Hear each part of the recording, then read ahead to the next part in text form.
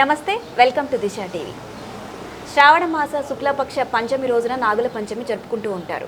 అయితే నాగుల పంచమి విశిష్టత ఏంటి, నాగుల పంచమి రోజు నాగదేవతకు ఎలాంటి నైవేద్యం సమర్పించాలి, ఇలాంటి వివరాలన్నీ కూడా మనకు తెలియజేయడానికి మనతో ఉన్నారు శివశాస్త్రి పంతులు గారు. నమస్కారం పంతులు గారు. నమస్కారం అమ్మా. చెప్పండి, నాగపంచమి వస్తుంది. సో ఈ రోజు అసలు నాగపంచమి రావడానికి శుక్లపక్ష పంచమి రోజు పూర్వ కథ ఏమన్నా ఉందంటారా?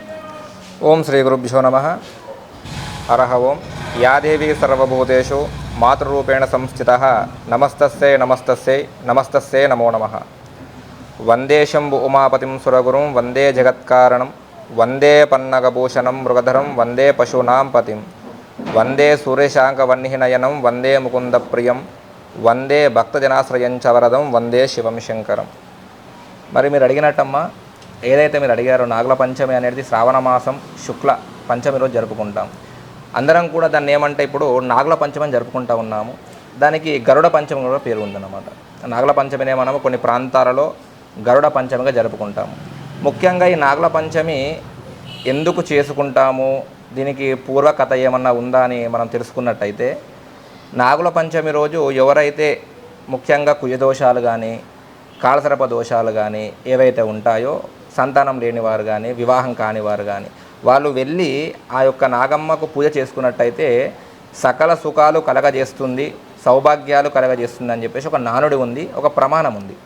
మరి అది ఇవాళ ఎందుకు చేసుకోవాలి అని అంటే, పూర్వకాలంలో పంటలు పండించేటప్పుడు రైతులు దున్నేవాళ్ళు పొలాన్ని. అలా పొలం కూడా ఈ నాగల పంచమిలో దున్నడానికి ఎవరు కూడా వెళ్ళరు. ఏ రైతు కూడా పొలానికి వెళ్ళి నాగలి కట్టి దున్నడం అనేది చెయ్యడు. ఎందుకోసం అంటే దీనికి ఒక చిన్న కథ ఉన్నది, చెప్తాను వినండి. పూర్వము ఒక గౌడ బ్రాహ్మణుడు ఉండేవాడు అన్నమాట ఒక గ్రామం లోపట. మరి ఆ యొక్క గౌడ బ్రాహ్మణుడు ప్రతిరోజు కూడా దైవారాధన చేసుకునేవాడు. అదేవిధంగా నాగుల పంచమి రోజు వాళ్ళ ఇంట్లో అందరూ కూడా నాగమ్మకు పూజ చేసుకునేవారు. అలా చేసుకునే సమయం లోపల ఒకానొక రోజు ఏం జరిగిందంటే, పొలంకు వెళ్ళాడు. నాగుల పంచమి రోజే పొలానికి వెళ్ళాడు. పొలానికి వెళ్ళి అక్కడ పొలం దున్నుతూ ఉంటే కలను అంటాం కదా, అంటే కింద మనకు భూమి లోపల ఏంటంటే అక్కడిక్కడ కొన్ని హోల్స్ ఉంటాయి, గడ్డి అనేది ఉంటుంది, అందులో కొన్ని పాములు క్రిమి కీటకాలు ఉంటాయి. అలా దున్నుతున్న సమయం లోపల ఈ యొక్క నాగలికి తగిలి కొన్ని పాము పిల్లలు చనిపోయాయి. అక్కడ కొన్ని పాము పిల్లలు చనిపోయినాయి. నాగలికి రక్తం అంటింది. ఆయన అంతే తీసుకొచ్చేసి ఆ నాగలి ఇంటి పక్కన పెట్టేశాడు. తన పని తను చేసుకుంటూ ఉన్నాడు. అయితే ఆ పిల్లల యొక్క తల్లి, నాగపాము పిల్లల యొక్క తల్లి వచ్చింది.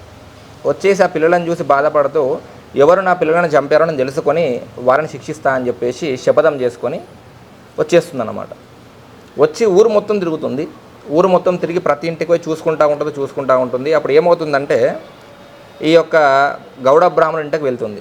వెళ్ళగానే బయట నాగలి పెట్టింది ఉంటుంది. ఆ నాగలికి రక్తం కనబడుతుంది.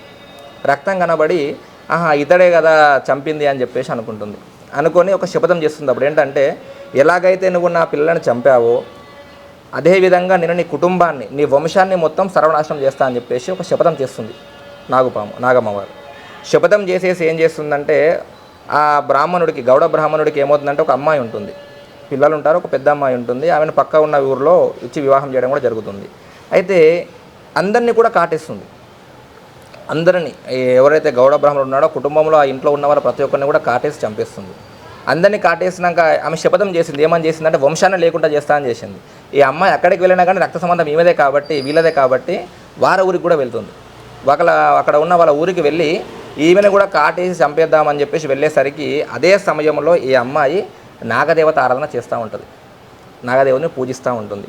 ఆ పూజ మొత్తం అయ్యేంత వరకు కూడా అక్కడనే ఉండి పూజ మొత్తం చూసిన తర్వాత ఈమె ముంగటికి వచ్చేస్తుంది పాము.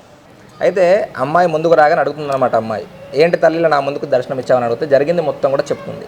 చెప్పిన తర్వాత ఆ అమ్మాయి ఏమంటుందంటే, బాధపడుతూ ఏడ్చుకుంటూ, వారు చేసిన తప్పు ఏదో చేశారమ్మా, నేను చేసిన పూజ కన్నా ఇంత విలువని ఇవ్వవా, నా పూజ చూసి నన్ను కనికరించి నా కుటుంబం మొత్తం మళ్ళీ జీవించేలాగా వరం ఇవ్వవా తల్లి అని కోరుకుంటుంది. కోరుకోగానే నాగమ్మ ఏం చేస్తుందంటే, అమృత భాండము, అంటే అమృతం ఉన్న ఒక కలశం ఉంటుంది, దాన్నే భాండము అంటాం. అమృత భాండాన్ని తీసుకువచ్చి ఇచ్చేస్తుంది. వాళ్ళు ఇచ్చేసి, ఇది నువ్వు తీసుకువెళ్ళి అందరి శరీరం మీద చల్లేసేయి, మీ ఇంటికి వెళ్ళి ఎవరైతే అక్కడ చనిపోయిన శవాలు ఉన్నాయో వాటిపైన చల్లేసేయి అని చెప్తుంది.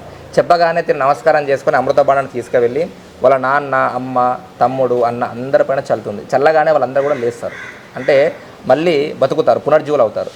అప్పటి నుంచి ఆ ఇంట్లో ఉన్న ప్రతి ఒక్కరు కూడా ఇంక్లూడింగ్ ఈ అమ్మాయి అందరూ కలిసి కూడా ప్రతి సంవత్సరం నాగుల పంచమిని చేసుకుంటూ ఉంటారు, నాగదేవతారాధన చేస్తూ ఉంటారు. నిజానికి మనం ఏంటంటే నాగుల పంచమి అని చెప్పేసి ఒకరోజు చేసుకుంటాం మనం. మన కార్తీక మాసంలో కూడా ఒకటి వస్తుంది, నాగుల చవితి అని వస్తుంది. ఇది నాగుల పంచమి, అది నాగుల చవితి అని అంటాం. సుమారు 4 నెలలు ఉంటుంది.